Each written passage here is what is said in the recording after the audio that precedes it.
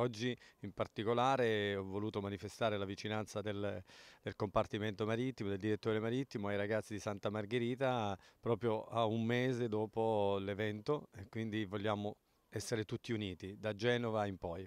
Con quale spirito i suoi uomini hanno affrontato questo periodo, questo tempo di difficoltà e anche di ripartenza? Ma sicuramente con lo spirito di servizio, è quello che li anima, è quello che io ritengo e deve essere il nostro spirito a vantaggio, a favore della comunità, quindi non pensare a se stessi ma pensare agli altri. È il nostro modo di lavorare, il nostro modo di andare avanti, il nostro modo di essere vicini ad una comunità che ha subito dei grossi danni. Lasciandoci alle spalle quella nottata tremenda, ora siamo pronti ad andare avanti senza fermarci per restituire ai cittadini l'ordinarietà che meritano, perché poi questo è il nostro ruolo, no? Parlo come istituzioni, quindi non soltanto come Guardia Costiera, e questa adesso è la scommessa che dobbiamo vincere. Il Vescovo ha detto siamo sulla strada della ricostruzione, un messaggio di speranza che senz'altro sarà stato gradito. Assolutamente, infatti l'ho ringraziato ed è appunto il messaggio che mi dà la forza di andare avanti, perché poi vedere che insomma proprio Sua Eccellenza abbia notato, no, il nostro entusiasmo e la voglia di lavorare vuol dire che stiamo trasmettendo il messaggio giusto all'esterno e quindi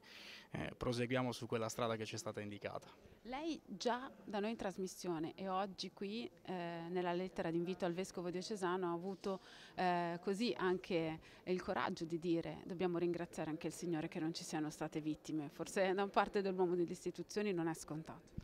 Ma io, come ho detto anche oggi, dietro ogni divisa c'è un uomo. Non bisogna avere assolutamente timore ad ammettere le proprie debolezze, le proprie paure, le proprie preoccupazioni. E sono pienamente convinto, perché la notte eravamo insieme con i nostri uomini, insieme alla cittadinanza, che quello che è accaduto non soltanto per le capacità dell'uomo. C'è qualcuno che ha vegliato su di noi. E il momento di Santa Barbara, di oggi, era proprio un momento nel quale dedicare un pensiero di gratitudine proprio a chi ha vegliato su di noi la notte.